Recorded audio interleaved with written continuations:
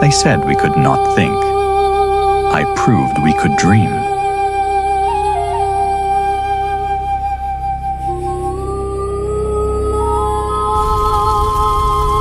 My mother taught me letters before I could properly hold a pen. Education was our family's religion. At Ateneo, the Jesuits taught me that excellence was a choice. I chose to be excellent. Perfect grades meant nothing. The Dominicans made sure we knew. Peninsular first, Mestizo second, Indio never. When they imprisoned my mother for defending our tenant, I learned that law could be lawlessness. Madrid University treated me as Jose Mercado, scholar, not as Indio, not as colonial subject, simply as mind meeting. Here, in this cold Berlin room, I would write the words that would wake a sleeping nation. Every page of Noli Me Tangere was deliberate. I gave Filipinos characters they could recognize as their own families. Without Maximo's 300 pesos, my revolution might have died in manuscript. Sometimes history hangs on friendship. Simon embodied what Ibarra could become. The idealist transformed by experience into revolutionary. When I restored my mother's sight, I proved that Filipino minds could master any discipline. La Liga Filipina, its peaceful change through education and unity. I had not yet learned that some minds cannot be changed. My novels reached Filipino homes from Apari to Hulo. For the first time, we saw ourselves reflected in literature. In Crisostomo Ibarra, they saw their own idealism. In Sisa, every suffering mother. In Maria Clara, the tragedy of being caught between worlds. Their terror proved my success. When an empire burns books, you know the words inside were true. 4 days after founding La Liga, they arrested me. Even peaceful Filipino organization terrified them. Dapitan became my classroom. Here, I proved what Filipino leadership could accomplish. Education, medicine, development. While I taught school in exile, Bonifacio taught revolution in Manila. My ideas had taken form I never intended. The revolution I had tried to prevent through peaceful reform erupted without me. While I healed in Cuba, they put me on trial. They called it law. History will call it fear. My final poem was not for Spain or for history. It was for every Filipino who would remember that thinking is not a crime. They think my death ends this. They never understood. Sometimes the most powerful word is your last. Let them kill my body. My words will outlive their empire. 7:03 a.m., December 30th, 1896. The moment 333 years of colonial lies died with me. Consumatum est. It is finished. Some sacrifices echo through eternity. My death became their battle cry. Every shot fired for freedom carried my name forward. June 12, 1898. The impossible became inevitable because one man proved we deserved to be free. In every Filipino classroom where students learn to question and to think, my true revolution continues. They carved my body in stone, but my real monument beats in every Filipino heart that refuses to kneel. The greatest revolution begins not with weapons, but with the simple act of teaching people to think.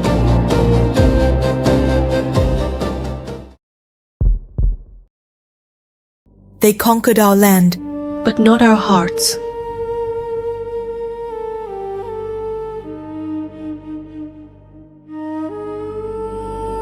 We were born when our people had forgotten what freedom felt like. we trained as one mind in two bodies. In Tisar, I saw the soul of our people, proud, beautiful, unbroken. Sister found love. I found my calling, to protect what our mothers had given us. Teaching our sisters to fight meant teaching them they were worth fighting for. They killed him for speaking the truth. But from that grave, our purpose was born. How long will we teach our children to whisper when they were born to roar? Rage without wisdom burns only itself. But wisdom with fire, that burns empires. We rode carrying the hopes of every farmer, merchant, mother and child who deserved to live without fear. 65 fortresses fell like dominoes, each victory proving we were more than they ever imagined. For 3 years, we gave our people what they'd never known, the feeling of being truly alive. For the first time in our lives, Vietnam belonged to the Vietnamese, and it was beautiful. But empires do not forget, and they do not forgive. We had wounded their pride. 20,000 soldiers. We had never seen such hatred march toward our home. We watched our people run, families carrying children, leaving everything behind. We learned that winning a war is easier than keeping the peace. They offered mercy to us alone, at the cost of our people's freedom. We knew we couldn't win, but we could choose how we lost, how we'd be remembered. We chose to fight for what we believed, no matter the cost. I watched my sister's face. She knew we were going home to our ancestors. The sister took my hand. We had given everything, and it was enough. Even in death, we chose freedom. And that choice lives in every Vietnamese heart.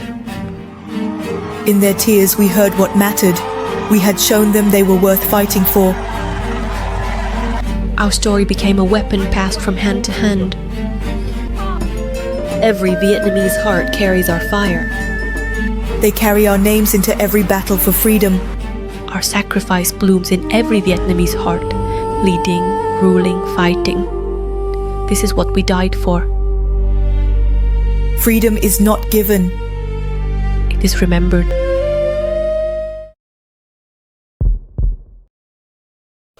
I was born under a comet, but I conquered with wisdom. They say I was born when the sky caught fire, a child destined to unite what had never been one, hidden from those who feared the prophecy. I grew strong in the shadows of my own people. Uncle Kalaniopu gave me more than knowledge. He gave me purpose. Keku Haupio taught me that true strength serves something greater than itself. When I moved what no man could move, I felt the mana of my ancestors flow through me. When Uncle died, he gave me the god of war and the burden of uniting a broken land. My first victory taught me that blood means nothing without backbone. When the foreign ship brought metal thunder, I saw how to turn prophecy into reality. At Kepaniwai, I learned that wisdom adapts, while fools repeat the past. When Pele herself struck down my enemies, even the skeptics understood whose side the gods favored. I built Pu'ukohola, not just for the gods, but to show my people that some things are worth any sacrifice. Nuwanu, I proved that unity isn't given, it's forged in fire and brotherhood. When they chose death over surrender, I understood the price of making enemies into allies. For the first time in our history, Hawaii was whole, but conquering is easier than ruling. Kaumali'i understood what I was learning. Sometimes the strongest walls are made of water. The ocean taught me that even kings must respect forces greater than themselves. Disease killed more of my warriors than any enemy ever could. I learned that some battles cannot be won with weapons. My advisors taught me foreign wisdom. Sometimes the strongest victory is the one that makes no enemies. The hardest battle I ever fought was against my own need to prove myself through conquest. When Kaumali'i agreed to join us as brother rather than subject, I learned that true strength builds rather than breaks. For the first time in our people's memory, all Hawaii spoke with one voice. My greatest law came from my greatest shame. When fishermen broke their paddle on my head defending their families, I learned to trade with the world while keeping Hawaii for the Hawaiians. Unity is not a destination. It's a burden you carry until the day you die. They hid my bones, where even death cannot find them, because some mana must never fade. My greatest victory was not conquest, but giving my people the strength to remain themselves. Every June, they remember not the warrior who conquered, but the leader who protected what makes us who we are. In every Hawaiian child who learns their culture while mastering the modern world, my work continues. True leadership means building something greater than yourself. Something that survives even when you cannot.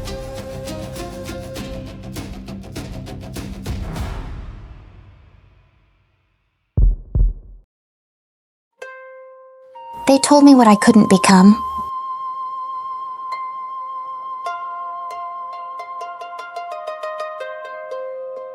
I was born when cherry blossoms bloom twice. And oh, men, Mother said. While other girls learned to lower their eyes, I learned to raise mine. My father gave me a name, but the mountains taught me strength grows from stillness. Yoshinaka saw not my limits, but what I was meant to become. When I became his consort, they called me shame. I called it destiny.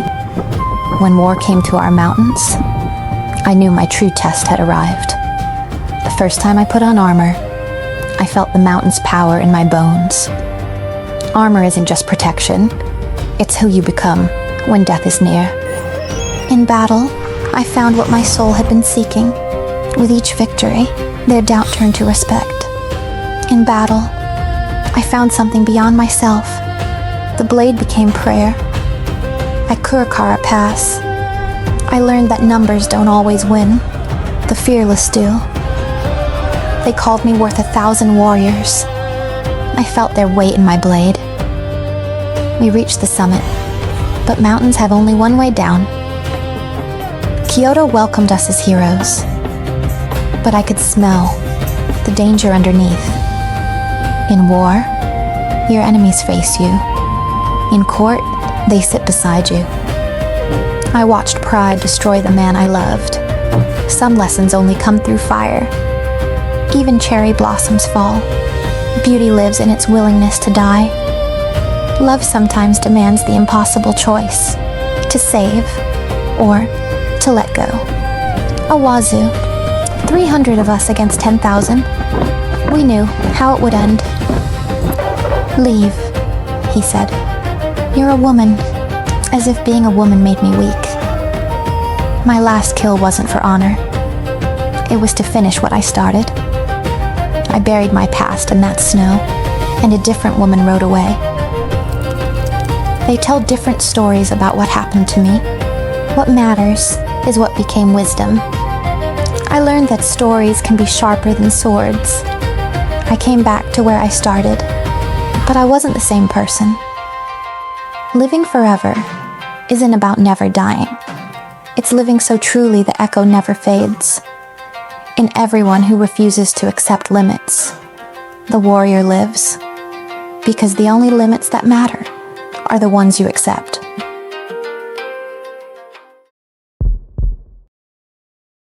Before I was a king, I was a thinker. My brothers mastered the sword. I mastered the quiet strength of words. She understood my words, yet the letters were locked beyond her reach. His truth trapped in his throat. How many voices would never be heard? Same hands, same hearts, yet only one voice was heard. Father saw something I wasn't ready to become. A king who serves those who cannot serve themselves. My Queen Sohon understood. Wisdom loses its light if kept from the people. They called me foolish, but stone by stone, we built a fortress to protect that light. Every invention asked the same question: how does this serve my people? 9 of every 10 living without written voice. This I could not accept. What I planned would either free them or destroy me. The first stroke. It looked like the sound itself. 28 letters, simple enough for children, precise enough for scholars, Korean enough for Korea. Each insult revealed their deepest fear. Knowledge shared means privilege lost. They spoke of preserving civilization while condemning my people to silence. What they tried to cage, I set free, to fly. Revolution in whispered lessons, the voiceless finding their voice. When Sejong died, half my dream went with her. How do you change the world when your heart is breaking? My body extracted payment for years of borrowed light. But I had seen my letters' power. I could transform civilization, but not protect my sons. Some battles, kings cannot win. Even as I faded, my letters found wings. They buried my alphabet with my bones. But ideas grow in the darkest soil. My letters survived where they belonged, among the people who needed them. Today, my 28 letters carry 80 million dreams. I was king for 32 years, but I have been Korea's voice for 6 immortal centuries. I believed every human deserves to speak their truth.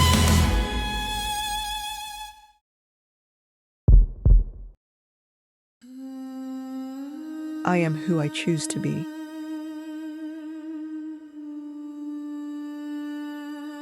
Moonlight. That's what they called me. Born fighting under stars that whispered, "You're different." In our jur, I learned that strength comes not from what you conquer, but from those who believe in you. Father saw something my brothers couldn't, not just his daughter, his successor. While others followed tradition, I was born to break them. Uncle Kublai chose silk over saddles. I knew our war was not just for territory, but for the soul of our people. Marriage proposals came like arrows in battle, constant, aimed to wound, impossible to ignore forever. Want to marry me? Then prove you deserve me. Beat me at what I do best. One by one, they hit the ground. Each victory, my declaration. I'm not your price to be won. 1,000 horses, they beg me to lose. But what kind of love asks you to be less than you are? Here, now, I choose who I am, not who they need me to be. 10,000 horses, each one proof I stopped waiting for the world's acceptance. We move like one mind across 2 bodies. An empire trembles before a father and daughter who refuse to kneel. I didn't just fight battles. I rewrote how wars are won. His final gift? Father names me heir, the first woman in 1,000 years to inherit what she's earned. I see it in their eyes. My brothers. Tradition is about to strike back through the people closest to my heart. Father dies, and my world ends. Not just my parent, my shield against everyone who could never accept what I am. My brothers, who once wrestled with me in play, now wrestle for my throne. One by one, my allies question my right to lead them. I fought harder than ever, but I fought with a diminished army. Look at their faces. They fear what I prove is possible. That blood matters less than backbone. Real power isn't about ruling. It's about serving others while never betraying who you are. If I can't inherit his throne, I'll guard his legacy. Let them wonder if I ever married. What matters is that I never surrendered who I was for anyone's expectations. I watched our world transform, knowing I was the last guardian of our greatest truth. 46 years on this earth, long enough to know I chose correctly. Time to join the eternal hunt. But you can't kill what I chose to become. They remember me not as the woman who couldn't rule, but as the warrior who refused to be ruled. In every woman who chooses herself over expectations, I ride again.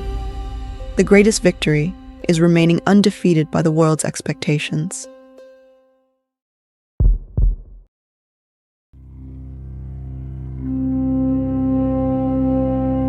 I found what I wasn't looking for.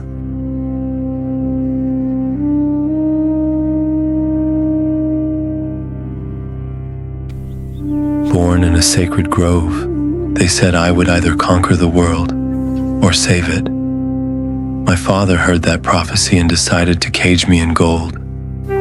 Love can be the most beautiful prison. Every pleasure, every comfort, every possible desire fulfilled. Yet I felt like I was slowly suffocating on silk and honey. Under that tree, I found something no palace could provide. A peace that asked for nothing. Love, power, comfort, everything a man should want. So why did I feel like I was dying inside? The day I convinced Channa to show me truth. I had no idea. I was about to lose everything I thought I knew. Old age, sickness, death, and one man who faced them all with peace. I understood my palace was built on lies. How do you leave everyone you love to find truth that might save everyone you'll never meet? That night, I killed who I was and stepped into who I might become. I mastered their highest teachings and learned that even their deepest states couldn't answer my questions. If pleasure failed, surely pain would succeed.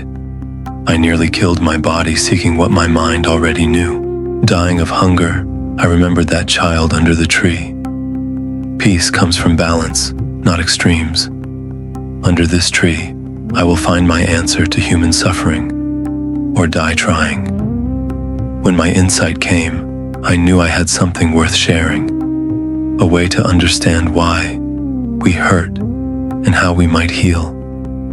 Who would listen to a pampered prince claiming to understand universal human problems? My first students were my harshest critics, men who watched me fail for 6 years. When Kondana grasped what I was offering, I knew my insights could help others find peace. Going home broke my heart. Those who loved me most could forgive me least. Every new way of thinking threatened someone's established power. My insights meant nothing unless others could learn them. So I built schools and communities, 45 years teaching anyone who would listen. Every village asking, how do I find peace? Even my own cousin let ambition poison what we'd built. Some people see opportunity where others see service. This old body carried my teachings for 80 years. Time for others to carry them forward.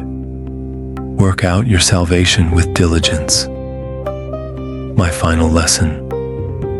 You must find your own way between the same trees that sheltered my birth. I completed what I came to do.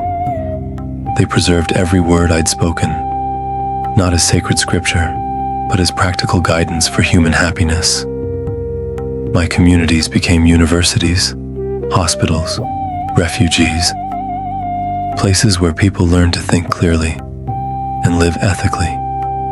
25 centuries later, psychologists, doctors, teachers still find my methods helpful for human well-being. The greatest discovery is that wisdom belongs to anyone willing to seek it.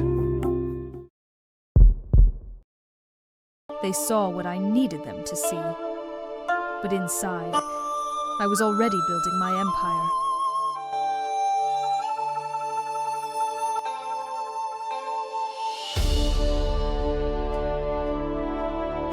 In that floating world, I learned that power protects those who have it.